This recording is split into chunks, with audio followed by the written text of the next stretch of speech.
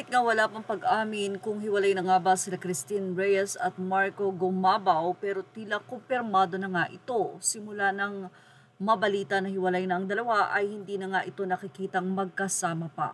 Wala mang kumpirmasyon sa dalawa pero mukhang ngayon ay kumpirmado na dahil tila may bagong pag-ibig na nga si Christine Reyes.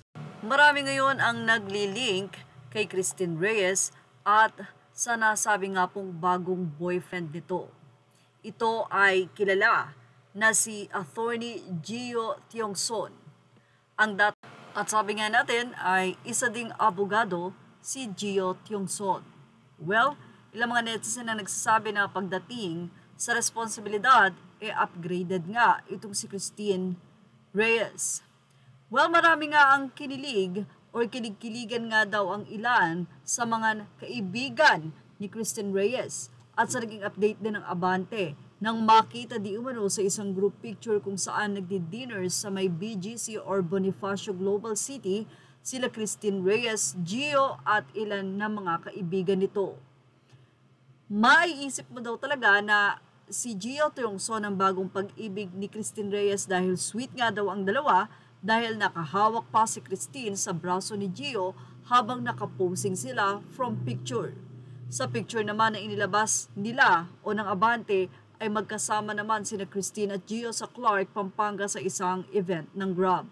At dahil may isa silang nakausap na nagsabing boyfriend di umano ni Christine Reyes si Gio ngayon, kaya naman panay ang mga check nga nila sa mga post ng aktres para makita nila kung related nga ba talaga or sila nga ba talaga or dahil nagkasama lang sa isang trabaho.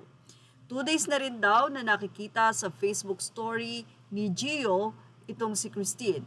At sa isang restaurant lang ang pictures na ni-report naman o ni-repost ni Christine ang katabi niya si Gio. Sa isang picture naman ay nakahawak pa si Gio sa gilid ni Christine. At ang maganda halatang ang saya-saya daw ni Christine at Gio at makikita na tila very much in love nga ba ang dalawa sa isa't isa. Nakaka-feel good nga daw ang pictures na yon. Actually, na happy kami for Christine kung boyfriend na nga niya si Gio dahil may nagsabi daw sa artikulo ng Abante ang nasabing author nito na sobrang nice daw ni Gio Tiongson. Saka mukhang matagal-tagal na rin daw namang hiwalay si Christine at Marco Gumabaw, kaya naman tama lang naman daw na maging happy din itong si Christine kay Gio. Isang friend nga daw ang tinanong ng artikulo ng Abante kung ano ang masasabi niya na nire-repost ni Christine ang mga picture na magkasama sila ni Gio. Say nila baka soft lunch na iyon and siguro kapag nakita mo siya, tanungin mo na. Yan nga ang naging say ng artikulo ni Jun Lalin.